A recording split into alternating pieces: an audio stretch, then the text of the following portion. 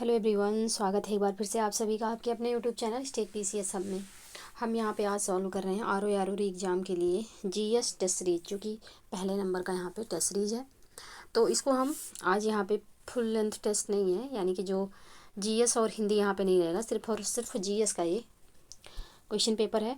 और ख़ास करके ये हिस्ट्री का है, यानी कि ये यहाँ पे तीनों हिस्ट्री, प्राचीन, मध्यकालीन और आधुनिक, तीनों इतिहास यहाँ पे दिया हुआ है और उनसे संबंधित क्वेश्चन यहाँ पे दिए हुए हैं। जितने भी पीवाईक्यू यानी कि प्रीवियस ईयर में पूछे गए हैं उनसे भी यहाँ पे क्वेश्चन दिया हुआ है, और साथ ही जो इंपॉर्टेंट टॉपिक है वहाँ से भी क्वेश्चन यहाँ पे दिया गया है। तो इसको हम सॉल्व करेंगे। और वीडियो स्टार्ट करने से पहले आप लोगों से रिक्वेस्ट है कि चैनल पर यदि नए हैं तो चैनल को प्लीज़ सब्सक्राइब कर लीजिए, साथ ही बेल आइकन को प्रेस कर लीजिए ताकि कोई भी वीडियो चैनल पे अपलोड हो तो सबसे पहले नोटिफिकेशन आपको प्राप्त हो। साथ ही वीडियो को लाइक एवं शेयर करना ना भूलिएगा। तो वीडियो स्टार्ट करने से पहले कुछ लोगों का कहना है कि मैम आप बहुत फास्ट या स्पीड में मतलब पढ़ाती हैं, तो ये चीज़ें मेरी बचपन से हैं। कुछ कॉम्प्लिकेशंस थे जिसकी वजह से मैं बहुत फास्ट बोलती हूँ, और अब धीरे धीरे चीज़ें कंट्रोल में आ गई हैं कुछ, क्योंकि जब पहले मैं वीडियो बनाती थी तो बहुत कम समय में बहुत ज़्यादा पढ़ देती थी। तो इस वजह से अब थोड़ा थोड़ा उसमें सुधार हो गया है, और आप लोगों को दिक्कत हो रही तो उसके लिए बहुत सॉरी, लेकिन धीरे धीरे इसमें सुधार कर रहे हैं और काफ़ी हद तक अभी इसमें सुधार हो गया है। तो अगर आप लोग पुरानी वीडियो देखते हैं, उस पर कमेंट करते हैं, तो वो चीज़ें फिर जो न्यू वीडियो अपलोड हुई हैं उसको देखा करिए, उसमें काफ़ी कुछ सुधार किए हैं अपनी तरफ से। तो चलिए आगे बढ़ते हैं और सॉल्व करते हैं अपना एक टेस्ट सीरीज।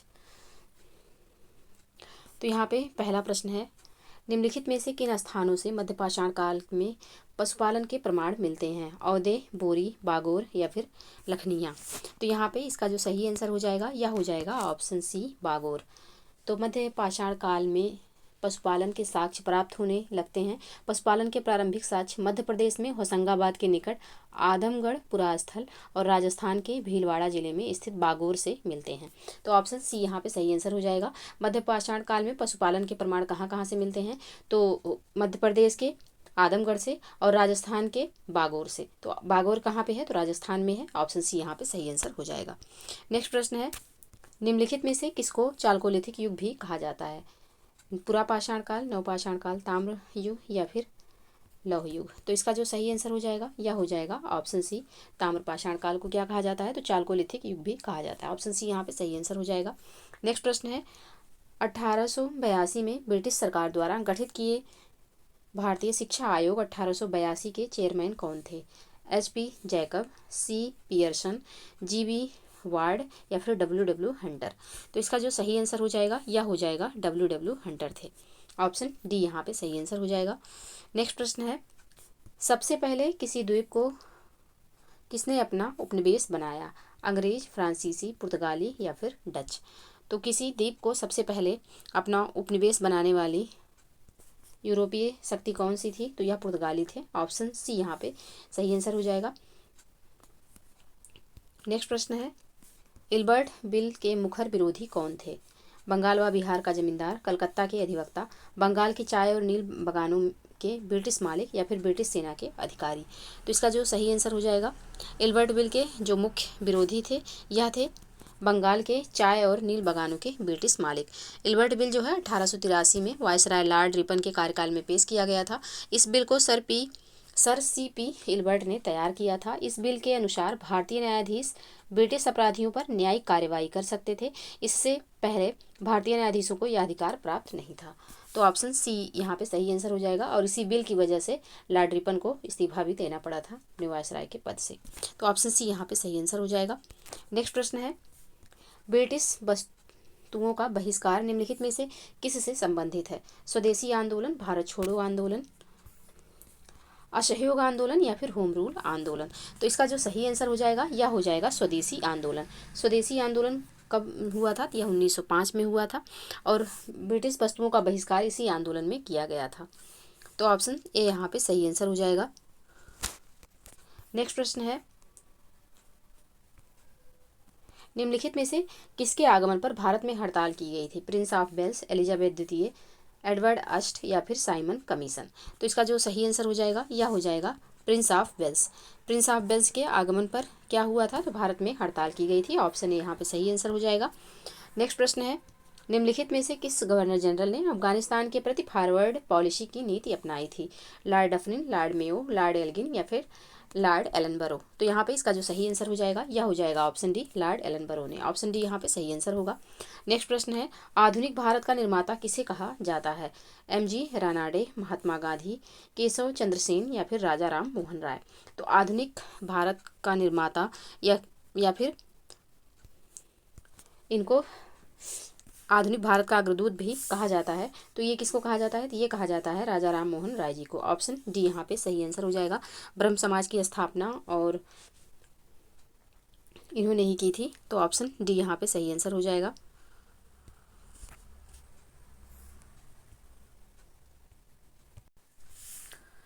नेक्स्ट प्रश्न है, ब्रिटिश भारत में की गई सबसे बड़ी गलती, यह कथन जे मैकडोनाल्ड ने किस युद्ध के संदर्भ में कहा था? प्रथम आंग्ल अफगान युद्ध, द्वितीय आंग्ल अफगान युद्ध, तृतीय आंग्ल अफगान युद्ध या फिर प्रथम आंग्ल सिख युद्ध? तो यह कहा गया था जे मैकडोनाल्ड के द्वारा प्रथम आंग्ल अफगान युद्ध के लिए। ऑप्शन ए यहाँ पे सही आंसर हो जाएगा। तो प्रथम आंग्ल अफगान युद्ध जो हुआ था 1839 से 42 के बीच हुआ था। इस युद्ध को ऑकलैंड्स फॉली या फिर ऑकलैंड्स की मूर्खता भी कहा जाता है। इस युद्ध में हजारों ब्रिटिश सैनिकों की मृत्यु हुई और आर्थिक रूप से भी यह युद्ध ब्रिटिश के लिए काफ़ी नुकसानदायक सिद्ध हुआ। तो ऑप्शन ए यहाँ पे सही आंसर हो जाएगा। नेक्स्ट प्रश्न है, भगत सिंह, राजगुरु, सुखदेव, जयगोपाल किस षड्यंत्र में शामिल थे? कानपुर षड्यंत्र केस, लाहौर षड्यंत्र केस, भागलपुर षड्यंत्र या फिर अलीपुर षड्यंत्र केस? तो इसका जो सही आंसर हो जाएगा यह हो जाएगा ऑप्शन बी, लाहौर षड्यंत्र केस में भगत सिंह, राजगुरु, सुखदेव जी को फांसी हुई थी और इनके साथ ही जयगोपाल भी इस षड्यंत्र में शामिल थे। तो ऑप्शन बी यहाँ पे सही आंसर हो जाएगा, लेकिन इनको फांसी नहीं दी गई थी। भगत सिंह, राजगुरु और सुखदेव को यहाँ पे फांसी दी गई थी। तो ऑप्शन बी यहाँ पे सही आंसर हो जाएगा। नेक्स्ट प्रश्न है, गोलकुंडा को वर्तमान में क्या कहा जाता है? हैदराबाद, कर्नाटक, बंगलौर या फिर बीजापुर? तो गोलकुंडा को वर्तमान में हैदराबाद कहा जाता है। ऑप्शन ए यहाँ पे सही आंसर हो जाएगा। तो दक्षिण भारत में हैदराबाद से 7 मील पश्चिम में बहमनी वंश था। इसकी राजधानी गोलकुंडा के विस्तृत खंडहर फैला हुआ था वहाँ तक। यह देवगिरी के यादवों तथा वारंगल के काकतीय नरेशों के अधिकार में भी एक समय पे रहा था। मुगल काल में औरंगजेब ने गोलकुंडा के कुतुबशाही वंश का अंत करके उसे अपने साम्राज्य में मिला लिया। उस युग में यह हीरो के लिए प्रसिद्ध था। तो ऑप्शन ए यहाँ पे सही आंसर हो जाएगा। वर्तमान में हैदराबाद जो है तेलंगाना की राजधानी है। तो ऑप्शन ए यहाँ पे सही आंसर हो जाएगा। नेक्स्ट प्रश्न है, और यहाँ पे सूची 1 को सूची 2 से सुमेलित करना है। तो यहाँ पे वल्लभाचार्य किस मत से थे, किस वाद से थे? तो ये थे पुष्टि मार्ग से। रामानुज ये किस मार्ग से थे? तो ये विशिष्टा द्वैतवाद से थे। तो यहाँ बी का तीसरा हो जाएगा। मध्वाचार्य, तो मध्वाचार्य हो जाएंगे द्वैतवाद से, और शंकर हो जाएंगे शंकराचार्य अद्वैतवाद से। तो इसका जो सही कूट हो जाएगा यह हो जाएगा 2 3 1 4। 2 3 1 4 ऑप्शन सी में है। ऑप्शन सी यहाँ पे सही आंसर हो जाएगा। नेक्स्ट प्रश्न है, राष्ट्रीय मानव संग्रहालय कहाँ पर है? गुवाहाटी, बस्तर, भोपाल या फिर चेन्नई? तो राष्ट्रीय मानव संग्रहालय जो है इसका नाम अब बदलकर इंदिरा गांधी राष्ट्रीय मानव संग्रहालय कर दिया गया है, जो कि भोपाल मध्य प्रदेश के भोपाल में स्थित है। तो ऑप्शन सी यहाँ पे सही आंसर हो जाएगा। यह भारत सरकार के संस्कृति विभाग के अंतर्गत स्वायत्तशासी संगठन है। तो ऑप्शन सी यहाँ पे सही आंसर हो जाएगा। नेक्स्ट प्रश्न है, निम्नलिखित में से कौन सा सिंधु घाटी की सभ्यता पर प्रकाश डालता है? पुरातत्व संबंधी खुदाई, शिलालेख, बर्तनों की मुहरों पर लिखावट या फिर धार्मिक ग्रंथ? यहाँ पे तो इसका जो सही आंसर हो जाएगा, पुरातत्व संबंधी खुदाई जो है यह सिंधु घाटी की सभ्यता पर प्रकाश डालता है। तो ऑप्शन ए यहाँ पे सही आंसर हो जाएगा। नेक्स्ट प्रश्न है, निम्नलिखित में से कौन सा एक हड़प्पा स्थल नहीं है? चन्हूदड़ो, कोतड़जी, सोहगौरा या फिर देशलपुर? तो इसका जो सही आंसर हो जाएगा यह हो जाएगा सोहगौरा।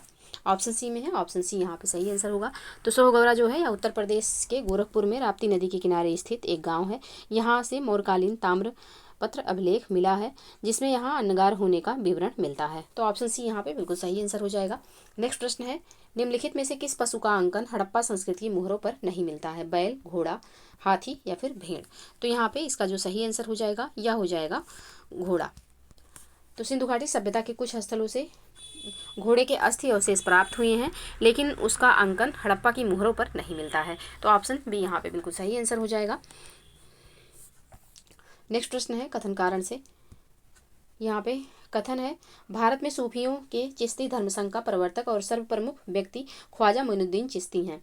कारण क्या है कि चिश्ती धर्मसंघ ने अपना नाम अजमेर में स्थित ग्राम चिश्त से लिया है। उपयुक्त दोनों वक्तव्यों में से संदर्भ में निम्नलिखित में से कौन सही है? तो यहाँ पे कौन सा इसका कथन सही है? तो यहाँ पे कथन तो सही है बट कारण यहाँ सही नहीं है, तो ऑप्शन सी इसका सही आंसर हो जाएगा। ऑप्शन सी यहाँ पे बिल्कुल सही आंसर होगा।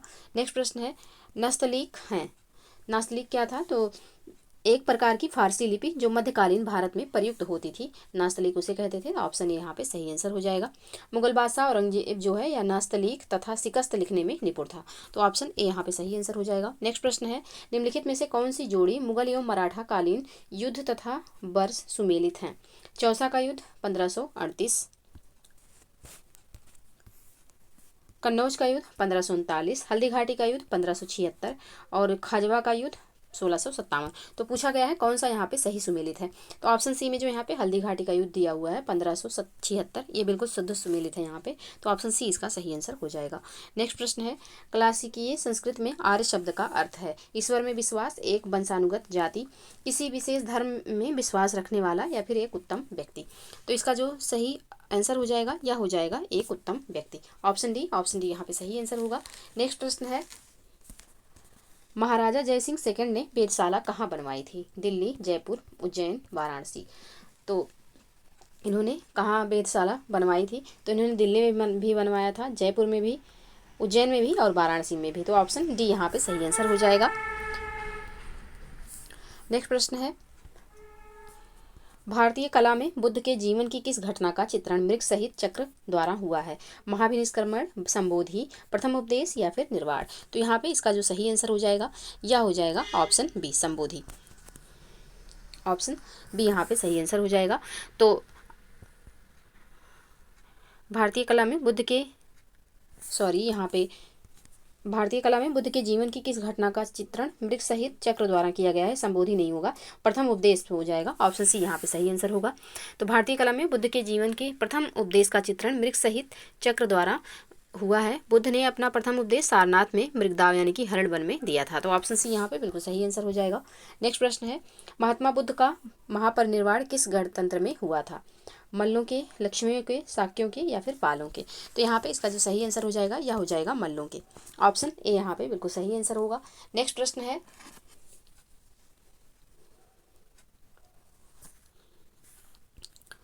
निम्नलिखित में से किस स्थान पर भारत में प्रथम नगर निगम स्थापित किया गया था? कलकत्ता, मद्रास, बॉम्बे या फिर दिल्ली। तो इसका जो सही आंसर हो जाएगा या हो जाएगा ऑप्शन बी मद्रास में। ऑप्शन बी यहाँ पे सही आंसर हो जाएगा। तो आधुनिक भारत में पहला नगर निगम 1688 ईस्वी में मद्रास के पूर्व प्रेसिडेंसी शहर में स्थापित किया गया था। तो ऑप्शन बी यहाँ पे बिल्कुल सही आंसर हो जाएगा। नेक्स्ट प्रश्न है, निम्न यूरोपीय शक्तियों के भारतीय व्यापार में समय समय पर प्रवेश किया, निम्न कूट में उनके प्रवेश का सही तिथिक्रम निर्धारित कीजिए। तो यहाँ पे इनका जो सही सीक्वेंस होगा, सबसे पहले पुर्तगाली आए, फिर डच आए और फिर अंग्रेज आए, फिर लास्ट में सबसे फ्रांसीसी आए। तो इसका जो सही आंसर हो जाएगा या हो जाएगा 4, 2, 1, 3। ऑप्शन बी में है, ऑप्शन बी यहाँ पे सही आंसर होगा। नेक्स्ट प्रश्न है, प्राचीन भारतीय समाज के प्रसंग में निम्नलिखित शब्दों में से कौन सा शब्द शेष 3 के वर्ग का नहीं है? कुल, वंश, कोष या फिर गोत्र। तो यहाँ पे कोष जो दिया हुआ है यह इन तीनों के वर्ग का नहीं है। तो ऑप्शन सी यहाँ पे सही आंसर हो जाएगा। प्राचीन भारतीय समाज के संदर्भ में कुल, वंश तथा गोत्र परिवार से संबंधित है, जबकि कोष परिवार से संबंधित ना होकर भंडार से संबंधित है। तो ऑप्शन सी यहाँ पे सही आंसर हो जाएगा। नेक्स्ट प्रश्न है, प्रथम शताब्दी ईस्वी में किस भारतीय बौद्ध भिक्षु को चीन भेजा गया था? अशंग, वसुमित्र, अश्वघोष या फिर नागार्जुन। तो यहाँ पे इसका जो सही आंसर हो जाएगा या हो जाएगा ऑप्शन डी नागार्जुन को। तो नागार्जुन कनिष्क के दरबार के एक महान विभूति थे। उन्होंने अपनी पुस्तक माध्यमिकारिका में सापेक्षता सिद्धांत को प्रस्तुत किया। चीनी मान्यता के अनुसार नागार्जुन ने चीन की यात्रा कर वहां बौद्ध शिक्षा प्रदान की थी। तो ऑप्शन डी यहाँ पे सही आंसर हो जाएगा। नेक्स्ट प्रश्न है, जैन तीर्थंकरों के क्रम में अंतिम कौन था? पार्श्वनाथ, ऋषभदेव, महावीर या फिर मणि सुब्रत। तो यहाँ पे इसका जो सही आंसर हो जाएगा या हो जाएगा option C Mahavir. Option C यहाँ पे सही आंसर हो जाएगा, क्योंकि सबसे अंतिम यानी कि 24वें तीर्थंकर कौन थे? तो ये महावीर स्वामी थे और यही आखिरी थे। तो ऑप्शन सी यहाँ पे सही आंसर हो जाएगा। नेक्स्ट प्रश्न है, प्राचीन काल में आर्यों के जीविकोपार्जन का मुख्य साधन था कृषि, शिकार, व्यापार, शिल्पक्रम। तो यहाँ पे इसका जो सही आंसर हो जाएगा यह हो जाएगा ऑप्शन ए, कृषि। ऑप्शन ए यहाँ पे बिल्कुल सही आंसर होगा। तो आर्य संस्कृत मूलतः पशुपालक और कृषक संस्कृति रही। ऋग्वेद में कई मंत्रों में कृषि तथा उसके कार्यकलापों का वर्णन है। अच्छी कृषि के लिए वर्षा की कामना की गई तथा पशुओं को चराने और पालने का अनेक स्थानों पर वर्णन है। उत्तर वैदिक काल तो कृषि प्रधान संस्कृति थी, यानी कि जो ऋग्वैदिक काल था ये पशुपालन पर आधारित था और जो उत्तर वैदिक काल था ये कृषि प्रधान था। तो ऑप्शन ए यहाँ पे सही आंसर हो जाएगा। नेक्स्ट प्रश्न है, निम्नलिखित में से कौन अवध का ब्रिटिश रेजिडेंट था जब अवध का ब्रिटिश साम्राज्य में विलय हुआ? James Outram, Bishop R Heber, W.H. Sleeman या फिर जनरल लो? तो यहाँ पे इसका जो सही आंसर हो जाएगा यह हो जाएगा ऑप्शन ए, यानी कि जेम्स आउटरम। ऑप्शन ए यहाँ पे सही आंसर हो जाएगा। 1854 ईस्वी में स्लीमैन के स्थान पर जेम्स आउटरम को अवध का ब्रिटिश रेजिडेंट बनाया गया था। उसने कहा कि अवध का प्रशासन बहुत दूषित है तथा जनता की अवस्था बहुत शोचनीय है। आउटरम की रिपोर्ट को ही फरवरी 1856 में अवध के अधिग्रहण का आधार बनाया गया था। 1857 के विद्रोह के समय लखनऊ में ब्रिटिश रेजिडेंट हेनरी लॉरेंस था, यानी कि 1857 में जब विद्रोह हुआ था उस समय लखनऊ में जो ब्रिटिश रेजिडेंट था वह हेनरी लॉरेंस था जो विद्रोहियों के हाथों मारा गया था। तो ऑप्शन ए यहाँ पे सही आंसर हो जाएगा। नेक्स्ट प्रश्न है, निम्न कथनों पर विचार कीजिए। पहला है, वर्धमान महावीर की माता लिच्छवी के मुख्य चेटक की पुत्री थी। गौतम बुद्ध की माता कोलीय राजवंश की राजकुमारी थी। 23वें तीर्थंकर पार्श्वनाथ बनारस से थे। उपयुक्त में से कौन सा कथन सही है यहाँ? तो इसका जो सही आंसर हो जाएगा यह हो जाएगा ऑप्शन डी। सिर्फ दूसरा एवं तीसरा कथन यहाँ पे सही होगा। जो वर्धमान महावीर की जो माता थी वह लिच्छवी के मुख्य चेटक की पुत्री नहीं थी, बहन थी। बाकी दूसरा एवं तीसरा कथन यहाँ पे सही है, पहला गलत हो जाएगा क्योंकि यहाँ पुत्री दिया हुआ है। तो ऑप्शन डी यहाँ पे सही आंसर होगा। नेक्स्ट प्रश्न है, आर्थिक तौर पर 19वीं शताब्दी में भारत पर अंग्रेजी शासन का एक परिणाम था। तो इसका परिणाम क्या था? तो इसका परिणाम था भारतीय कृषि का वाणिज्यीकरण। ऑप्शन सी यहाँ पे सही आंसर हो जाएगा। नेक्स्ट प्रश्न है, निम्नलिखित में से किस एक वैदिक साहित्य में मोक्ष की चर्चा मिलती है? ऋग्वेद, परवर्ती संहिताएं, ब्राह्मण या फिर उपनिषद? किसमें जो है मोक्ष की चर्चा मिलती है? तो मोक्ष की चर्चा की गई है किस ग्रंथ में? तो यह हुआ है उपनिषद में। ऑप्शन डी यहाँ पे सही आंसर हो जाएगा। वेदों में मोक्ष शब्द प्रयुक्त नहीं हुआ है। उपनिषद में प्रथम बार मोक्ष की चर्चा मिलती है। यह शब्द श्वेताश्वर उपनिषद में पहली बार आया। तो ऑप्शन डी यहाँ पे सही आंसर हो जाएगा। नेक्स्ट प्रश्न है, मगध की प्रारंभिक राजधानी कौन सी थी? पाटलिपुत्र, वैशाली, राजगिरी या फिर चंपा? तो मगध की प्रारंभिक राजधानी यहाँ पे पूछा गया है तो यह राजगिरी थी। ऑप्शन सी यहाँ पे सही आंसर हो जाएगा। नेक्स्ट प्रश्न है,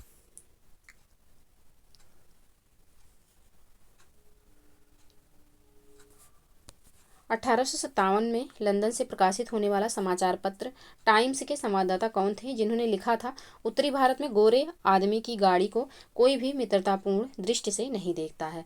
W.H. Russell, Robert Peel, Gladstone, Palmerston? किसने लिखा था? तो ये लिखा गया था W.H. रसेल के द्वारा। ऑप्शन ए यहाँ पे सही आंसर हो जाएगा। इन्होंने ही कहा था कि उत्तर भारत में गोरे आदमियों की गाड़ी को कोई भी मित्रता की दृष्टि से नहीं देखता है। तो ऑप्शन ए यहाँ पे सही आंसर हो जाएगा। नेक्स्ट प्रश्न है, चंद्रप्रद्योत किस प्राचीन गणराज्य के राजा थे? काशी, अंग, अवंती या फिर वज्जी? तो इसका जो सही आंसर हो जाएगा यह हो जाएगा ऑप्शन सी, अवंती के राजा थे चंद्रप्रद्योत। ऑप्शन सी यहाँ पे सही आंसर होगा। तो चंद्रप्रद्योत अवंती के शासक थे। बुद्ध काल में अवंती की राजधानी उज्जैन थी। बिम्बिसार के समय में मगध के साथ चंद्रप्रद्योत का संबंध मैत्रीपूर्ण था। एक बार चंद्रप्रद्योत के पांडु रोग से ग्रसित होने पर बिम्बिसार ने अपने राजवैद्य जीवक को उनके उपचार के लिए भेजा था। तो ऑप्शन सी यहाँ पे सही आंसर हो जाएगा। नेक्स्ट प्रश्न है,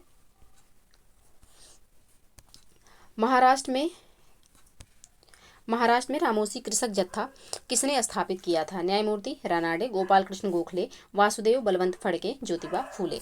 तो यहाँ पे रामोसी कृषक जत्था किसने स्थापित किया था? तो ये स्थापित किया गया था वासुदेव बलवंत फड़के जी के द्वारा। ऑप्शन सी में है। ऑप्शन सी यहाँ पे सही आंसर हो जाएगा। तो प्रारंभिक भारतीय क्रांतिकारियों में अग्रगण्य वासुदेव बलवंत फड़के, जिनका जो है जन्म 1845 और इनकी मृत्यु 1883 में हुई थी, ने बम्बई प्रेसिडेंसी के रामोसी जनजाति के लोगों को संगठित करके उन्हें प्रशिक्षित लड़ाकू बल में परिवर्तित किया और रामोसी कृषक जत्था की स्थापना की थी। तो यहाँ पे ऑप्शन सी इसका सही आंसर हो जाएगा। नेक्स्ट प्रश्न है, निम्नलिखित में से किस मौर्य राजा ने दक्कन की विजय प्राप्त की थी? अशोक, चंद्रगुप्त, बिंदुसार या फिर कुणाल।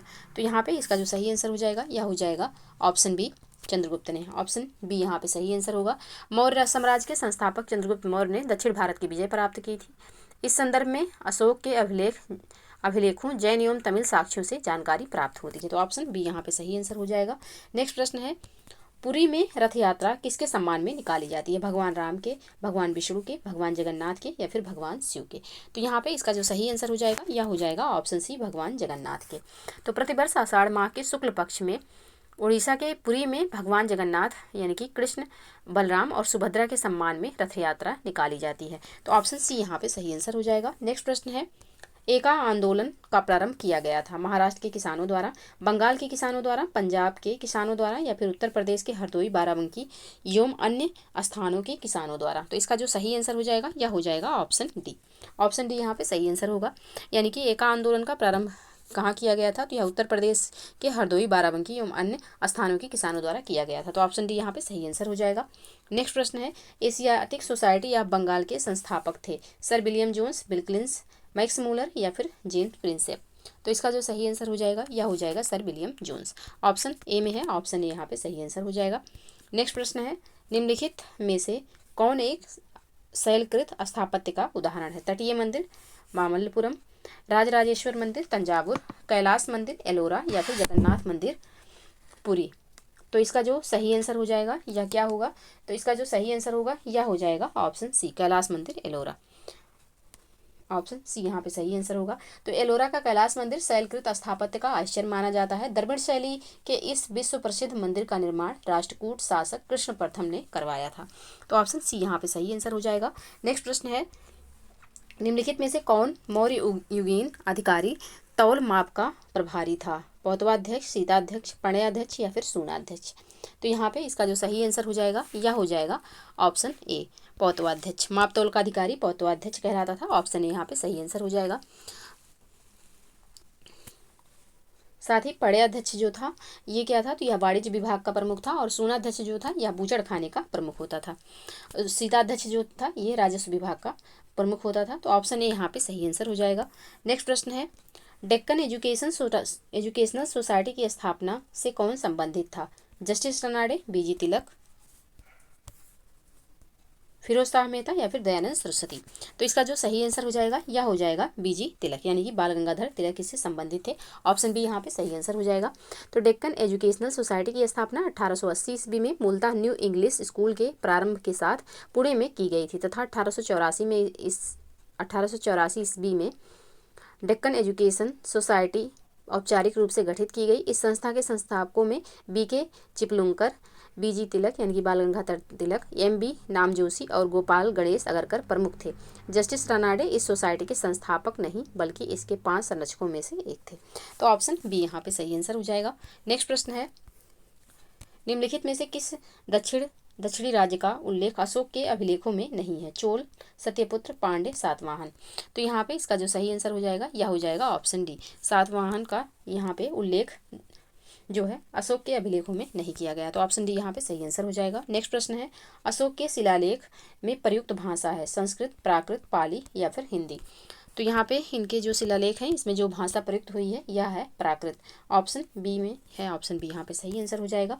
नेक्स्ट प्रश्न है, खजुराहो का कंदरिया महादेव मंदिर किसने बनवाया? परमार, चेरी, राष्ट्रकूट या फिर चंदेल? तो खजुराहो का जो कंदरिया महादेव मंदिर है यह किसके द्वारा बनवाया गया? तो यह चंदेलों के द्वारा बनवाया गया। ऑप्शन डी यहाँ पे सही आंसर हो जाएगा। नेक्स्ट प्रश्न है, गुप्तोत्तर युग में प्रमुख व्यापारिक केंद्र था कन्नौज, उज्जैन, धार या फिर देवगिरी? तो इसका जो सही आंसर हो जाएगा यह हो जाएगा ऑप्शन ए, कन्नौज। तो गुप्तोत्तर युग में व्यापार का केंद्र उज्जैन से हटकर कन्नौज में हो गया था। उज्जैन का महत्व गुप्त काल में शक विजय के बाद बहुत बढ़ गया था जब चंद्रगुप्त द्वितीय ने इसे दूसरी राजधानी बनाया था। गुप्तोत्तर काल में हर्ष ने कन्नौज को थानेश्वर के स्थान पर अपनी राजधानी बनाया था। कन्नौज गंगा यमुना दोआब में स्थित होने तथा महत्वपूर्ण व्यापारिक स्थल होने के कारण 3 शक्तियों यानी कि पाल, प्रतिहार और राष्ट्रकूट के आकर्षण का केंद्र भी बना। यानी कि कन्नौज ही था जिसके लिए त्रिपक्षीय संघर्ष हुआ था और जिसमें पाल शामिल थे, प्रतिहार शामिल थे और राष्ट्रकूट, इनके बीच त्रिपक्षीय संघर्ष हुआ था और इसमें जीत किसकी हुई थी? तो प्रतिहार इसमें जीते थे। तो ऑप्शन ए यहाँ पे सही आंसर हो जाएगा। नेक्स्ट प्रश्न है, फारसी साप्ताहिक मिरादुल अखबार को प्रकाशित करते थे? लाला लाजपत राय, राजा राम मोहन राय, सर सैयद अहमद खां या फिर मौलाना शिबली नुमानी। तो इसका जो सही आंसर हो जाएगा यह हो जाएगा ऑप्शन बी। मिरादुल अखबार का प्रकाशन किसके द्वारा किया जाता था? या राजा राम मोहन राय जी के द्वारा किया जाता था। ऑप्शन बी यहाँ पे सही आंसर हो जाएगा।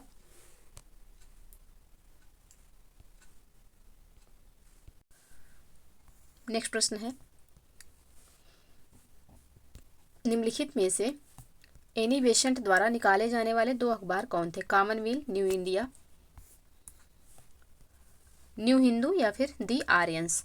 नीचे दिए गए कोड का प्रयोग करके सही उत्तर का यहाँ पे चयन करना है। तो कौन कौन से 2 अखबार हैं जो किसके द्वारा निकाले जाते थे? तो एनी बेसेंट के द्वारा निकाले जाते थे। तो इसका जो सही आंसर हो जाएगा यह हो जाएगा कॉमनवेल्थ और न्यू इंडिया। कॉमनवेल्थ और न्यू इंडिया यानी कि पहला एवं दूसरा इसका सही आंसर होगा। तो ऑप्शन ए यहाँ पे सही आंसर हो जाएगा। नेक्स्ट प्रश्न है, निम्नलिखित में से कौन आत्मीय सभा के संस्थापक थे? राजा राम मोहन राय, स्वामी दयानंद सरस्वती, स्वामी विवेकानंद या फिर अरविंद घोष। तो आत्मीय सभा के जो संस्थापक थे कौन थे? तो ये थे राजा राम मोहन राय जी। ऑप्शन ए यहाँ पे सही आंसर हो जाएगा। नेक्स्ट प्रश्न है, हर्षचरित नामक पुस्तक किसने लिखी? आर्यभट्ट, विष्णुगुप्त, बाणभट्ट या फिर परिमल गुप्त। तो हर्षचरित नामक जो पुस्तक है इसकी रचना जो की गई, यह सुप्रसिद्ध लेखक बाणभट्ट ने इसकी रचना की। ऑप्शन सी यहाँ पे सही आंसर हो जाएगा। इसमें जो है लेखक अपने समकालीन शासक तथा उनके पूर्वजों के जीवन वृत्त का वर्णन प्रस्तुत करते हैं। तो ऑप्शन सी यहाँ पे सही आंसर हो जाएगा। नेक्स्ट प्रश्न है, चार्वाक दार्शनिक प्रणाली किस पे आधारित है? लोकायत प्रणाली भी कहलाती है, आस्तिक प्रणाली भी कहलाती है, मीमांसा प्रणाली भी कहलाती है, वैशेषिक प्रणाली भी कहलाती है। तो चार्वाक दार्शनिक प्रणाली जो है यह लोकायत प्रणाली भी कहलाती है। ऑप्शन ए यहाँ पे सही आंसर हो जाएगा। नेक्स्ट प्रश्न है, हूणों ने भारत पर आक्रमण किया था किसके समय में? तो हूणों ने भारत पर आक्रमण किया था स्कंदगुप्त के शासन काल में। ऑप्शन सी यहाँ पे सही आंसर हो जाएगा। नेक्स्ट प्रश्न है, प्राचीन भारत का नेपोलियन किसे कहा जाता है? चंद्रगुप्त मौर्य, कनिष्क, पुष्यमित्र या फिर समुद्रगुप्त। तो यहाँ पे इसका जो सही आंसर हो जाएगा यह हो जाएगा ऑप्शन डी, समुद्रगुप्त को कहा जाता है मतलब ऑप्शन डी यहाँ पे सही आंसर हो जाएगा।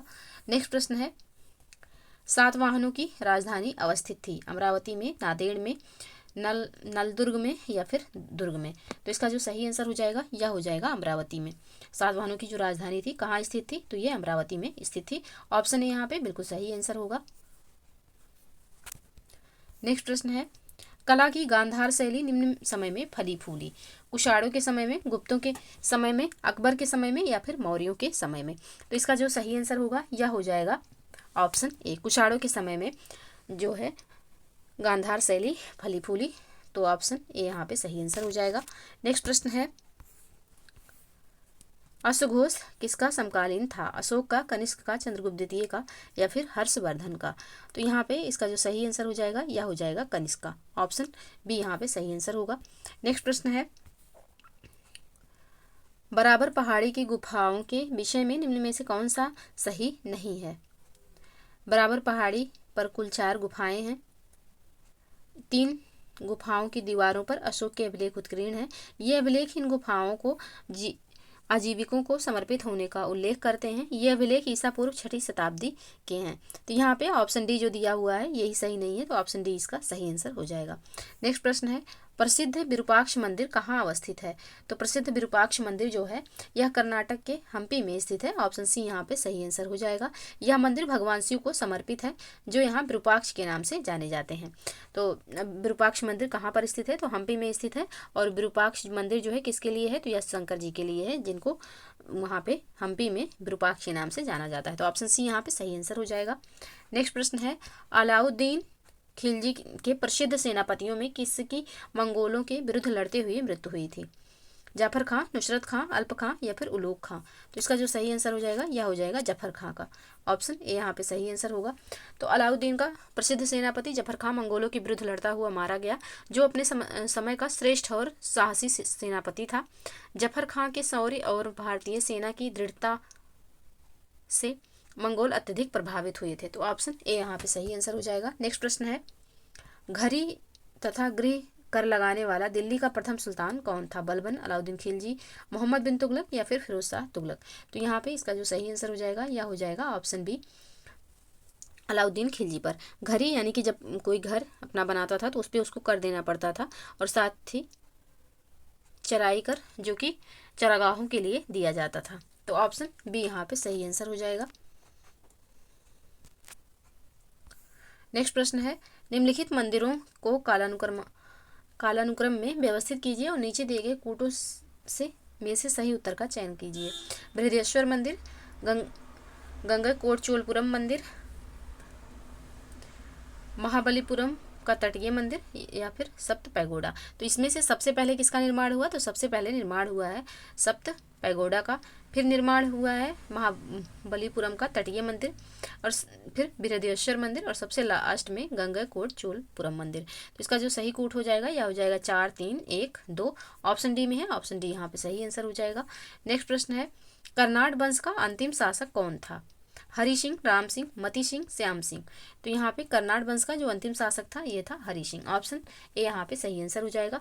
तो कर्नाड वंश के अंतिम शासक हरि सिंह देव या हरि सिंह थे। ये कला और साहित्य के महान संरक्षक थे। इन्होंने पंजी व्यवस्था की शुरुआत की। तो ऑप्शन ए यहाँ पे सही आंसर हो जाएगा। नेक्स्ट प्रश्न है, निम्नलिखित में से किसने हिरण्यगर्भ धार्मिक कार्य कराया था? मयूर शर्मन, हरिचंद्र, दंतिदुर्ग, या फिर हर्ष। तो यहाँ पे हिरण्यगर्भ जो धार्मिक कार्य जो है यह कराया गया था दंतिदुर्ग के द्वारा। ऑप्शन सी यहाँ पे सही आंसर हो जाएगा। नेक्स्ट प्रश्न है, निम्नलिखित में से कौन बीजगणित के क्षेत्र में अपने योगदान के लिए विशेष रूप से जाने जाते हैं? आर्यभट्ट, ब्रह्मगुप्त, भास्कर, या फिर लल्ल। तो यहाँ पे इसका जो सही आंसर हो जाएगा यह हो जाएगा भास्कर। ऑप्शन सी में है, ऑप्शन सी यहाँ पे सही आंसर होगा। ये जो है यह बीजगणित के लिए ये जाने जाते हैं, विद्वान थे। ऑप्शन सी यहाँ पे सही आंसर हो जाएगा। नेक्स्ट प्रश्न है, दिल्ली के किस सुल्तान ने रक्त एवं लौह की नीति अपनाई? इल्तुतमिश, बलबन, अलाउद्दीन खिलजी, या फिर मोहम्मद बिन तुगलक। तो दिल्ली के कौन से शासक ने जो है रक्त और लौह की नीति अपनाई? तो ये जो शासक हैं ये हो जाएगा option B Balban. Option B यहाँ पे सही आंसर होगा। बलबन ने रक्त और लौह की नीति अपनाई थी। नेक्स्ट प्रश्न है, पुराणों का अध्ययन करने वाला प्रथम मुसलमान था? अबुल फजल, अब्दुल कादिर बदायूनी, अलबरूनी, या फिर दारा शिकोह। तो इसका जो सही आंसर हो जाएगा यह हो जाएगा अलबरूनी। पुराणों का अध्ययन करने वाला पहला जो मुसलमान था यह अलबरूनी था। ऑप्शन सी यहाँ पे सही आंसर हो जाएगा। नेक्स्ट प्रश्न है, लिंगराज मंदिर अवस्थित है भुवनेश्वर में, बीजापुर में, कोलकाता में, या फिर वाराणसी में? तो लिंगराज मंदिर जो है यह कहाँ स्थित है? तो यह स्थित है भुवनेश्वर, उड़ीसा के भुवनेश्वर में। ऑप्शन यहाँ पे सही आंसर हो जाएगा। लिंगराज मंदिर उड़ीसा के भुवनेश्वर में स्थित है। इस मंदिर की शैली नागर है, यानी कि नागर शैली में बना ये मंदिर है। यह नागर शैली का सर्वोत्तम मंदिर है। लिंगराज मंदिर का सबसे आकर्षक भाग इसका शिखर है जिसकी ऊंचाई 180 फीट है। तो ऑप्शन ए यहाँ पे सही आंसर हो जाएगा। नेक्स्ट प्रश्न है, दिल्ली के किस सुल्तान ने सिकंदर सानी की मनोपाधि धारण की थी? बलबन, मोहम्मद बिन तुगलक, अलाउद्दीन खिलजी, या फिर सिकंदर लोदी। तो इसका जो सही आंसर हो जाएगा यह हो जाएगा अलाउद्दीन खिलजी। सिकंदर सानी की उपाधि जो धारण की गई थी यह अलाउद्दीन खिलजी के द्वारा धारण की गई थी। ऑप्शन सी यहाँ पे सही आंसर होगा। नेक्स्ट प्रश्न है, शाकुंतलम किसने लिखा? वेद व्यास, बाणभट्ट, कालिदास, या फिर भवभूति। तो यहाँ पे इसका जो सही आंसर हो जाएगा यह हो जाएगा ऑप्शन सी, कालिदास ने यहाँ पे लिखा है। तो ऑप्शन सी यहाँ पे सही आंसर हो जाएगा। शाकुंतलम जो है किसने लिखा है? तो शाकुंतलम जो है यह कालिदास ने लिखा। ऑप्शन सी बिल्कुल सही आंसर होगा। वेद व्यास जिनने महाभारत लिखी, और बाणभट्ट ने अभी हमने पढ़ा हर्षचरित लिखा, और भवभूति का जो एक रचना हमको याद आ रहा है उत्तर रामचरितम है भवभूति जी की रचना। तो यहाँ पे इसका जो सही आंसर हो जाएगा यह हो जाएगा ऑप्शन सी, कालिदास। नेक्स्ट प्रश्न है, निम्न में से किस चीनी यात्री ने चालुक्यों के शासनकाल में चीन एवं भारत के संबंधों का विवरण दिया? फाहयान, इतसिंह, ह्वेनसांग, या फिर मतवालिन। तो इसका जो सही आंसर हो जाएगा यह हो जाएगा मतवालिन। ऑप्शन डी में है, ऑप्शन डी यहाँ पे सही आंसर होगा। नेक्स्ट प्रश्न है, दिल्ली सल्तनत के किस शासक ने अपने आप को खलीफा घोषित कर दिया था? बलबन, मुबारक खिलजी, अलाउद्दीन खिलजी, या फिर मोहम्मद बिन तुगलक। तो यहाँ पे अलाउद्दीन खिलजी की मृत्यु के पश्चात मुबारक खिलजी ने जो है अपने आप को खलीफा घोषित किया था। ऑप्शन बी यहाँ पे सही आंसर हो जाएगा। नेक्स्ट प्रश्न है, ब्रिटिश साम्राज्य पूरी तरह से सड़ चुका है, हर तरह भ्रष्ट, अत्याचारी व हीन है। यह कथन किनके द्वारा कहा गया था? Sister Nivedita, Annie Besant, Savitribai Phule या फिर बाल गंगाधर तिलक? तो यहाँ पे ये कथन जो कहा गया यह सिस्टर निवेदिता जो कि स्वामी विवेकानंद की शिष्या थी, इनके द्वारा कहा गया था। तो ऑप्शन ए यहाँ पे सही आंसर हो जाएगा। नेक्स्ट प्रश्न है, निम्नलिखित में से कौन पहला सुल्तान था जिसने भारत में सांकेतिक मुद्रा का प्रचलन किया? तो ये प्रचलन किया गया मोहम्मद बिन तुगलक के द्वारा। ऑप्शन सी यहाँ पे सही आंसर हो जाएगा।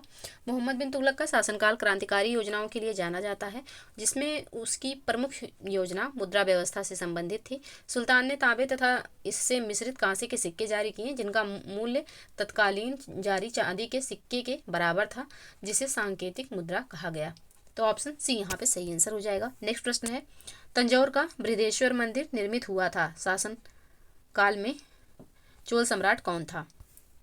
परांतक प्रथम, राजराज प्रथम, राजेंद्र प्रथम या फिर राजा धीराज प्रथम?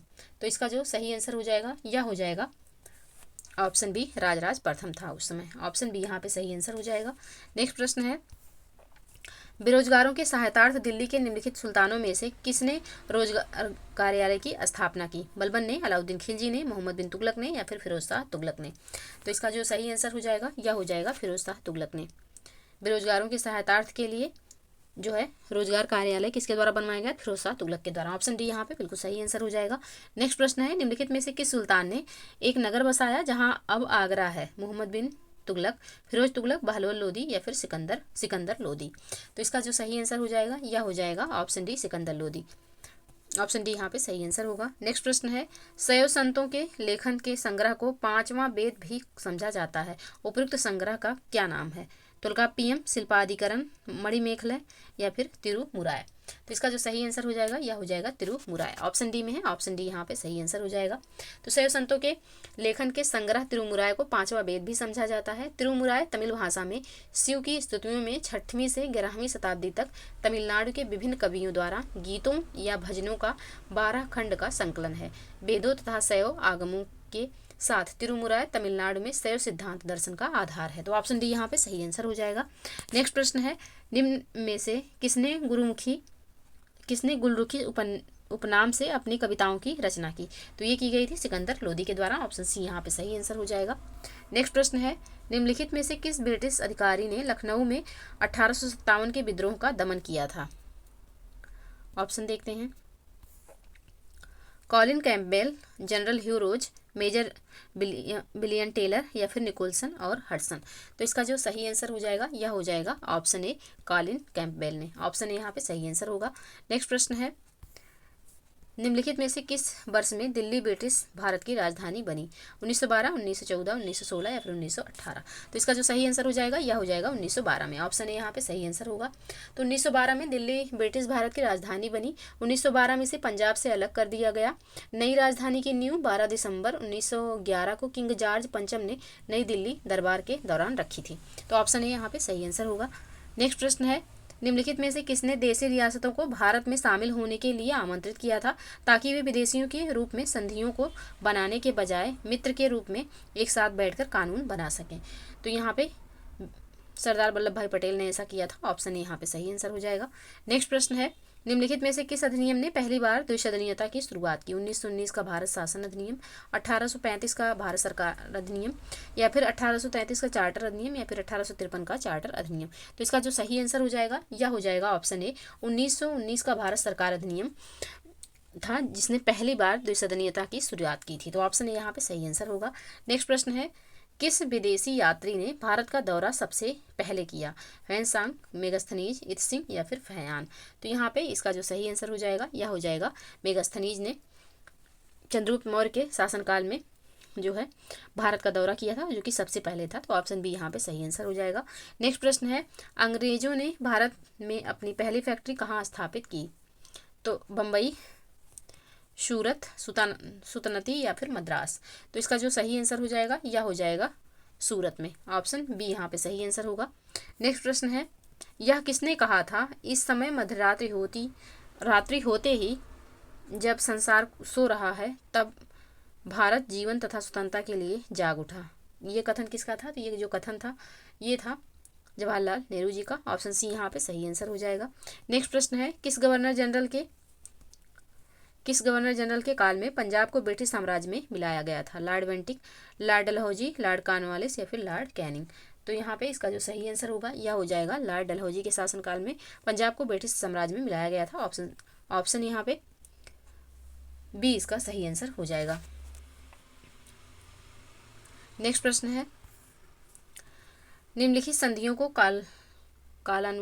कालक्रमानुसार रखिए। अमृतसर की संधि, बशीन की संधि, श्रीरंगपट्टनम की संधि, सालबाई की संधि। तो सबसे पहले इसमें से कौन सी संधि आएगी? तो सबसे पहले यहाँ पे सालबाई की संधि होगी, फिर उसके बाद हो जाएगी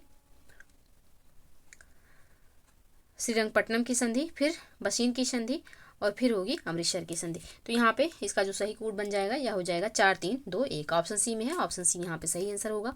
नेक्स्ट प्रश्न है, दीवान मणि रामदत्त निम्नलिखित में से किस क्षेत्र में 1857 के क्रांतिकारियों के नेता थे? गुजरात, राजपूताना, पंजाब या फिर असम? तो इसका जो सही आंसर हो जाएगा यह हो जाएगा ऑप्शन डी, असम में। नेक्स्ट प्रश्न है, 1853 के चार्टर अधिनियम के बारे में निम्नलिखित कथनों में से कौन सा सही है? पहला है, गवर्नर जनरल परिषद के विधायी और कार्यकारी कार्यों को अलग कर दिया गया था। दूसरा है, गवर्नर जनरल परिषद में अतिरिक्त सदस्यों की नियुक्ति की गई। तीसरा है, बंगाल के लिए पृथक उपराज्यपाल नियुक्त किया गया। नीचे दिए गए कूटों का प्रयोग करके सही विकल्प का चयन करें। तो यहाँ पे इसका जो सही आंसर हो जाएगा यह हो जाएगा ऑप्शन डी, यानी कि तीनों कथन यहाँ पे बिल्कुल सही है। ऑप्शन डी यहाँ पे सही आंसर होगा। नेक्स्ट प्रश्न है, निजामत जो बंगाल की दोहरी सरकार का हिस्सा था निम्नलिखित में से किससे संबंधित था? तो निजामत जो है यह सैन्य शक्ति और आपराधिक न्याय से संबंधित था। ऑप्शन ए यहाँ पे सही आंसर हो जाएगा। नेक्स्ट प्रश्न है, निम्नलिखित में से कौन सी भू राजस्व व्यवस्था किसान मालिकों द्वारा चिन्हित की गई थी?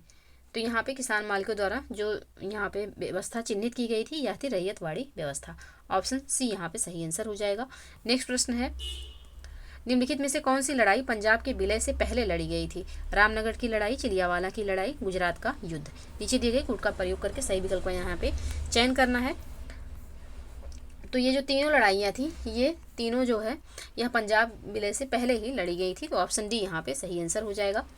रामनगर की लड़ाई 1848 में हुई थी। इस यहाँ पे ब्रिटिश नेता सर ह्यूग गॉफ और सिख से शासक जो थे या शेर सिंह अटारीवाला के बीच ये युद्ध हुआ था, रामनगर की लड़ाई। और दूसरा है चिलियावाला की लड़ाई। तो जो चिलियावाला की लड़ाई हुई थी यह हुई थी 1849 में। और गुजरात की जो लड़ाई हुई थी यह 21 फरवरी 1849 को हुई थी। तीनों लड़ाइयाँ जो हुई थी ये पंजाब विलय से पहले ही हुई थी। तो ऑप्शन डी यहाँ पे सही आंसर हो जाएगा। नेक्स्ट प्रश्न है, निम्नलिखित में से किस संधि ने प्रथम आंग्ल सिख युद्ध को समाप्त किया था? तो प्रथम आंग्ल सिख युद्ध को जो समाप्त किया गया लाहौर की संधि के द्वारा। ऑप्शन बी यहाँ पे सही आंसर हो जाएगा। 9 मार्च 1846 को लाहौर की संधि पर अंग्रेजों और सिखों के बीच हस्ताक्षर किया गया था। इससे पहले एंग्लो सिख युद्ध को समाप्त कर दिया गया। तो ऑप्शन सी यहाँ पे सही आंसर हो जाएगा। नेक्स्ट प्रश्न है, लॉर्ड हेस्टिंग के शासनकाल में निम्नलिखित में से कौन सी घटना घटी थी? तो इसके शासनकाल में तीसरा आंग्ल मराठा युद्ध हुआ था जो कि 1817 से 1818 के बीच हुआ था। बंगाल काश्तकारी अधिनियम पारित हुआ था और साथ ही मद्रास में रैयतवाड़ी व्यवस्था की शुरुआत हुई थी। तो ये तीनों कार्य जो है लॉर्ड हेस्टिंग के शासनकाल में हुए थे। तो इसका जो सही आंसर हो जाएगा यह हो जाएगा ऑप्शन सी, 1 2 3। नेक्स्ट प्रश्न है, यद्यपि टीपू सुल्तान अपने शत्रुओं के प्रति बहुत क्रूर था लेकिन उसका झुकाव निम्नलिखित में से किस यूरोपीय शक्ति के प्रति था? अंग्रेज, फ्रेंच, पुर्तगाली या फिर डेनिश? तो इनका झुकाव जो था यह था फ्रेंच यानी कि फ्रांस के लोगों के लिए। तो ऑप्शन बी यहाँ पे सही आंसर हो जाएगा। नेक्स्ट प्रश्न है, निम्नलिखित में से किसने कपूरथला राज्य की स्थापना की? जस्सा सिंह आलूवालिया ने जो है कपूरथला राज्य की स्थापना की थी। ऑप्शन ए यहाँ पे सही आंसर हो जाएगा। नेक्स्ट प्रश्न है, निम्नलिखित में से किस वायसराय की हत्या उनके कार्यकाल के दौरान की गई थी? तो यहाँ पे लॉर्ड मेयो की हत्या जो है यह उनके कार्यकाल के दौरान की गई थी। वायसराय भारत के एक मात्र ऐसे वायसराय थे जिनकी हत्या उनके कार्यकाल के दौरान हुई थी। 1872 में अंडमान द्वीप के पोर्ट ब्लेयर में एक निरीक्षण यात्रा के दौरान लॉर्ड मेयो को एक पठान ने मार दिया था। तो ऑप्शन ए यहाँ पे सही आंसर हो जाएगा। नेक्स्ट प्रश्न है, निम्नलिखित में से किसने प्रमुख रूप से विधवा पुनर्विवाह के लिए संघर्ष किया और उसे कानूनी रूप से वैध बनाने में सफलता प्राप्त की? Annie Besant, M G Ranade, Ishwarchandra Vidyasagar, Raja Ram Mohan राय।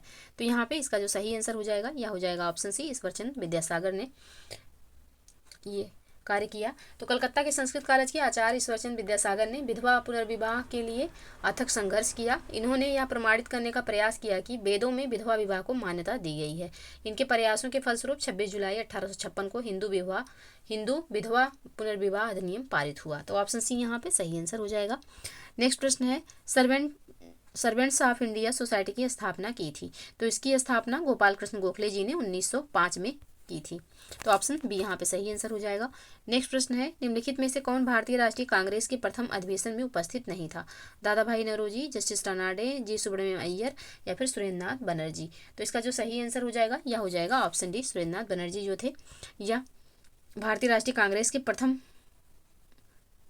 अधिवेशन में यहाँ पे स्थापना अधिवेशन में सम्मिलित नहीं थे। तो ऑप्शन डी यहाँ पे सही आंसर हो जाएगा। नेक्स्ट प्रश्न है, किसने कहा था कांग्रेस पतन के लिए लड़खड़ा रही है, मेरी सबसे बड़ी अभिलाषा है जब तक मैं भारत में हूँ कांग्रेस की शांतिपूर्ण समाप्ति में सहयोग करना है?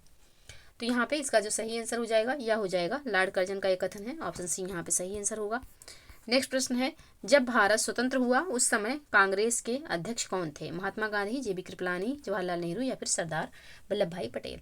तो यहाँ पे इसका जो सही आंसर हो जाएगा यह हो जाएगा ऑप्शन बी। जब भारत स्वतंत्र हुआ उस समय कांग्रेस के अध्यक्ष कौन थे? तो जेबी कृपलानी जी थे। ऑप्शन बी यहाँ पे सही आंसर हो जाएगा। नेक्स्ट प्रश्न है, भारतीय मुसलमान सामान्य रूप से उग्रवादी आंदोलन की ओर आकर्षित नहीं हुए, इसका कारण था? तो इसका कारण था उग्रवादियों की हिंदू अतीत का राग अलापने की नीति। ऑप्शन डी यहाँ पे सही आंसर हो जाएगा। तो भारतीय मुसलमान सामान्य रूप से उग्रवादी आंदोलन की ओर आकर्षित नहीं हुए हैं क्योंकि उग्रवादी नेता हिंदू अतीत को वापस लाने की बात करते थे। अरविंद घोष ने कहा, स्वतंत्रता हमारे जीवन का उद्देश्य है और हिंदू धर्म ही हमारे इस उद्देश्य की पूर्ति करेगा। राष्ट्रीयता एक धर्म है और वह ईश्वर की देन है। तो ऑप्शन डी यहाँ पे सही आंसर हो जाएगा। नेक्स्ट प्रश्न है, इंकलाब जिंदाबाद का नारा किसने दिया? इकबाल, एम.के. गांधी, एस.सी. बोस या फिर भगत सिंह ने। तो इंकलाब जिंदाबाद का नारा जो जिसको फेमस किया किसके द्वारा किया गया ये? तो ये भगत सिंह के द्वारा किया गया। ऑप्शन डी यहाँ पे सही आंसर हो जाएगा। नेक्स्ट प्रश्न है, निम्नलिखित में से किस क्रांतिकारी नेता ने कलकत्ता के क्रूर पुलिस कमिश्नर चार्ल्स टेगार्ड की हत्या का प्रयास किया था? तो ये प्रयास जो किया गया था यह किया गया था गोपीनाथ साहा जी के द्वारा। ऑप्शन डी यहाँ पे सही आंसर हो जाएगा। नेक्स्ट प्रश्न है, मैडम भिकाजी कामा से संबंधित निम्नलिखित कथनों पर विचार करें। पहला कथन है, मैडम कामा ने वर्ष 1907 में पेरिस में आयोजित अंतर्राष्ट्रीय सोशलिस्ट सम्मेलन में राष्ट्रीय ध्वज फहराया। गलत है, इन्होंने 1907 में तो फहराया था बट जर्मनी के स्टुटगार्ट में, पेरिस में नहीं। मैडम कामा दादा भाई नौरोजी की निजी सचिव रहीं। बिल्कुल सही है, मैडम कामा के माता पिता पारसी थे। ये भी कथन यहाँ पे सही है। तो इसका दूसरा एवं तीसरा कथन सही है। तो ऑप्शन बी यहाँ पे सही आंसर हो जाएगा, पहला कथन गलत है। नेक्स्ट प्रश्न है, निम्नलिखित में से किसने बंगाल के विभाजन 1905 के विरोध में हुए आंदोलन का नेतृत्व किया था? तो ये जो आंदोलन था इसका नेतृत्व किसके द्वारा किया गया? तो या सुरेंद्रनाथ बनर्जी जी के द्वारा इसका नेतृत्व किया गया। ऑप्शन ए यहाँ पे सही आंसर हो जाएगा। नेक्स्ट प्रश्न है, अखिल भारतीय मुस्लिम लीग की स्थापना किस वर्ष हुई थी? तो अखिल भारतीय मुस्लिम लीग की स्थापना 1906 में हुई। ऑप्शन डी यहाँ पे सही आंसर हो जाएगा। नेक्स्ट प्रश्न है, निम्नलिखित अतिवादियों एवं उदारवादियों के पुनर्मिलन की प्रक्रिया में प्रमुख शिल्पी निम्न में से कौन था? एनी बेसेंट, मैडम कामा, M.A. जिन्ना या फिर फिरोजशाह मेहता। तो इनके मिलन में यानी कि उग्रवादियों और उदारवादियों के बीच मिलन का जो पुनर्मिलन की प्रक्रिया थी इसमें मुख्य भूमिका किसके द्वारा निभाया गया था? तो ये भूमिका निभाया गया था एनी बेसेंट के द्वारा। ऑप्शन ए यहाँ पे सही आंसर हो जाएगा। नेक्स्ट प्रश्न है, ब्रिटिश निर्मित उत्पादों का गांधी का बहिष्कार प्रभावी हुआ क्योंकि ब्रिटेन भारत को एक बड़ा, तो ब्रिटेन जो है या भारत को एक बड़ा क्या समझता था? तो निर्मित वस्तुओं का बाजार समझता था। ऑप्शन सी यहाँ पे सही आंसर हो जाएगा।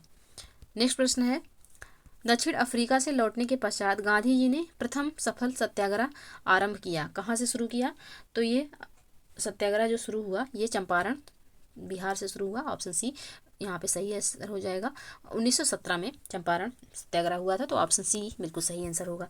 नेक्स्ट प्रश्न है, मुस्लिम लीग ने अलग मुस्लिम राज्य का समर्थन किया था। कब किया ये समर्थन? तो ये समर्थन किया गया 1940 के लाहौर अधिवेशन में, ऑप्शन डी यहाँ पे सही आंसर हो जाएगा।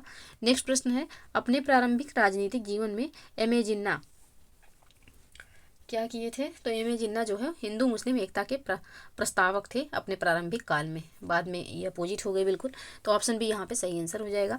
नेक्स्ट प्रश्न है, निम्नलिखित युग्मों में से कौन सुमेलित नहीं है? इसमें से कौन सा एक जो ऐसा है जो कि सुमेलित नहीं है? तो इसका जो सही आंसर हो जाएगा यह हो जाएगा ऑप्शन ए, अजमेर कुव्वतुल इस्लाम मस्जिद अजमेर में नहीं है, तो ऑप्शन ए इसका सही आंसर हो जाएगा। नेक्स्ट प्रश्न है, निम्नलिखित में से कौन से ईस्वी सन में कलकत्ता और आगरा के बीच प्रथम टेलीग्राफ लाइन खोली गई थी? तो ये खोली गई 1853 में, ऑप्शन बी यहाँ पे सही आंसर हो जाएगा। नेक्स्ट प्रश्न है, निम्नलिखित में से ब्रिटिश का वह गवर्नर जनरल कौन है जिसने भारत में डाक शुरू किए थे? किसने शुरू किया ये? तो ये शुरू किया गया लॉर्ड डलहौजी के द्वारा, ऑप्शन ए यहाँ पे सही आंसर हो जाएगा। नेक्स्ट प्रश्न है, स्वदेशी आंदोलन शुरू किया गया था। स्वदेशी आंदोलन जो है यह बंगाल विभाजन के विरोध में 1905 में शुरू किया गया था, ऑप्शन ए यहाँ पे सही आंसर हो जाएगा। नेक्स्ट प्रश्न है, वह स्थान कौन सा है जहां से आचार्य विनोबा भावे ने 1940 में व्यक्तिगत सत्याग्रह शुरू किया था? तो यह जो स्थान है यह कहाँ पर स्थित है? तो यह स्थित है महाराष्ट्र में पवनार, तो ऑप्शन बी यहाँ पे सही आंसर हो जाएगा। नेक्स्ट प्रश्न है, भारतीय राष्ट्रीय कांग्रेस ने अपने किस अधिवेशन में पूर्ण स्वराज को अपना लक्ष्य घोषित किया? तो पूर्ण स्वराज को अपना लक्ष्य जो है भारतीय राष्ट्रीय कांग्रेस ने कब घोषित किया? तो लाहौर 1929 के अधिवेशन में घोषित किया, ऑप्शन बी यहाँ पे सही आंसर हो जाएगा। नेक्स्ट प्रश्न है, सती प्रथा का उन्मूलन किया था। सती प्रथा का उन्मूलन किसके द्वारा किया गया? तो लॉर्ड विलियम बेंटिक के द्वारा किया गया 1829 में, ऑप्शन डी यहाँ पे सही आंसर हो जाएगा। नेक्स्ट प्रश्न है, बारदोली सत्याग्रह के बाद वल्लभ भाई पटेल को सरदार की पदवी दी गई। तो यहाँ पे ये पदवी जो है ये बारदोली की महिलाओं के द्वारा महिलाओं की ओर से महात्मा गांधी जी के द्वारा दी गई थी, तो ऑप्शन सी यहाँ पे सही आंसर हो जाएगा। नेक्स्ट प्रश्न है, आइन उल मुल्क मुल्तानी ने इनमें से किस शासक के अधीन सेवा नहीं की थी? तो इसमें से किसके अधीन सेवा नहीं की थी? तो इल्तुतमिश के अधीन नहीं की थी, ऑप्शन डी यहाँ पे सही आंसर हो जाएगा। नेक्स्ट प्रश्न है, निम्नलिखित कथनों पर विचार कीजिए। जैन उल आबिदीन द्वारा पूरी की गई कश्मीर की जामा मस्जिद की प्रभावकारी विशेषता में शामिल है या है? बुर्ज, बौद्ध पैगोडाओं से समानता, फारसी शैली। तो इसका जो सही आंसर हो जाएगा यह हो जाएगा यहाँ पे तीनों विशेषताएं जो हैं या जैनुल आबिदीन द्वारा पूरी की गई कश्मीर की जामा मस्जिद के बारे में सही है, तो यहाँ पे ऑप्शन 20 का सही आंसर हो जाएगा। नेक्स्ट प्रश्न है, विभाजन परिषद का अध्यक्ष कौन था? तो विभाजन परिषद जो है इसका अध्यक्ष किसे बनाया गया था? तो इसे बनाया गया था लॉर्ड माउंटबेटन को, ऑप्शन बी यहाँ पे सही आंसर हो जाएगा। नेक्स्ट प्रश्न है, कांग्रेस की पहली महिला अध्यक्ष कौन थी?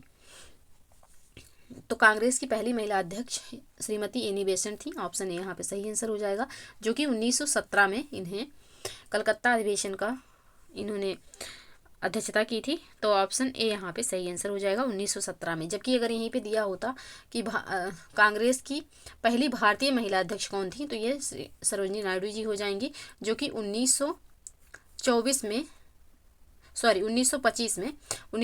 में इन्होंने कानपुर अधिवेशन की अध्यक्षता की थी। तो यहाँ पे चूंकि पूछा गया पहली महिला, तो पहली महिला श्रीमती एनी बेसेंट ही होंगी। पहली भारतीय महिला पूछा जाएगा तब श्रीमती सरोजनी नायडू जी होंगी, तो ऑप्शन ए यहाँ पे प्रश्न के अकॉर्डिंग ऑप्शन ए यहाँ पे सही आंसर है। नेक्स्ट प्रश्न है, रॉलेट एक्ट का भारतीय राष्ट्रीय कांग्रेस ने विरोध किया क्योंकि इसका लक्ष्य था। तो इसका जो लक्ष्य था क्या था? तो इसका लक्ष्य था व्यक्तिगत स्वतंत्रता को सीमित करना, ऑप्शन ए यहाँ पे सही आंसर हो जाएगा। नेक्स्ट प्रश्न है, भारत का पहला वायसराय था कौन था? Lord Canning, Lord Hardinge, Lord Dalhousie या फिर लॉर्ड एल्गिन। तो इसका जो सही आंसर हो जाएगा यह हो जाएगा लॉर्ड कैनिंग, ऑप्शन ए यहाँ पे सही आंसर हो जाएगा। नेक्स्ट प्रश्न है, कलकत्ता विश्वविद्यालय किस शैक्षिक रिपोर्ट के माध्यम से अस्तित्व में आया था? मैकाले का कार्यवृत्त, हंटर आयोग, चार्टर अधिनियम या फिर वुड का डिस्पैच। तो यहाँ पे इसका जो सही आंसर हो जाएगा यह हो जाएगा वुड के डिस्पैच द्वारा जो है कलकत्ता विश्वविद्यालय अस्तित्व में आया। ऑप्शन डी यहाँ पे सही आंसर हो जाएगा। नेक्स्ट प्रश्न है, स्वतंत्र भारत की लोकसभा का पहला अध्यक्ष कौन था? तो स्वतंत्र भारत की लोकसभा के पहले अध्यक्ष जो थे या जीवी मावलंकर जी थे। ऑप्शन डी यहाँ पे सही आंसर हो जाएगा। नेक्स्ट प्रश्न है, मोतीलाल नेहरू स्वराज्य दल के नेता थे, निम्न में से कौन दल में नहीं था?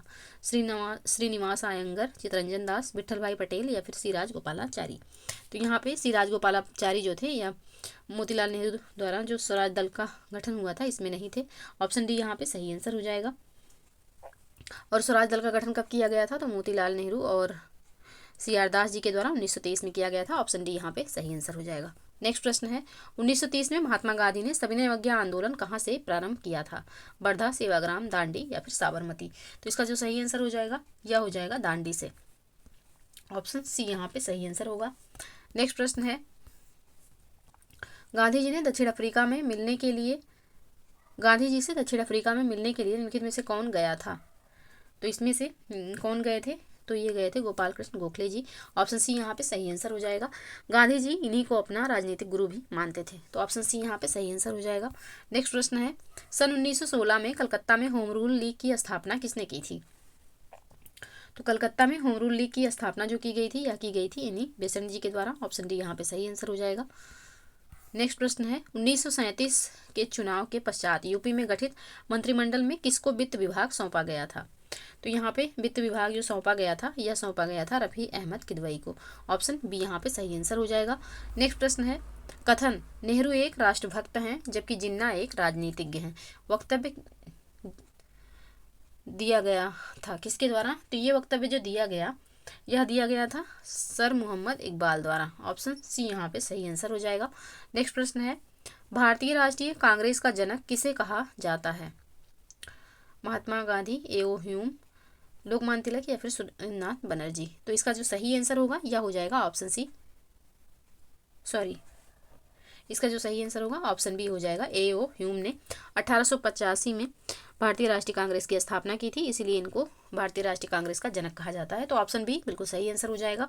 नेक्स्ट प्रश्न है, भारत सरकार अधिनियम 1919 को एक और नाम से भी जाना जाता है, वह है मार्ले मिंटो सुधार, माउंटेन्यू चेम्सफोर्ड सुधार, रेगुलेटिंग एक्ट या फिर पिट्स इंडिया एक्ट। तो इसका जो सही आंसर हो जाएगा यह हो जाएगा ऑप्शन बी यहाँ पे सही आंसर होगा। तो भारत सरकार अधिनियम 1919 को एक नाम से जो जाना जाता है और यह है माउंटेन्यू चेम्सफोर्ड सुधार। ऑप्शन बी यहाँ पे सही आंसर हो जाएगा। तो ये रहे 140 प्रश्न जिनको हमने सॉल्व किया। आई होप कि आप लोगों को वीडियो पसंद आए तो लाइक एवं शेयर जरूर कर दीजिएगा। चैनल पे नए चैनल को सब्सक्राइब कर लीजिएगा। आप लोगों को 26 जनवरी गणतंत्र दिवस की ढेर सारी शुभकामनाएं। तो आज के लिए बस इतना ही, मिलते हैं नेक्स्ट वीडियो में। तब तक के लिए आप लोग पढ़ते रहिए, स्वस्थ रहिए। जय हिंद, जय भारत।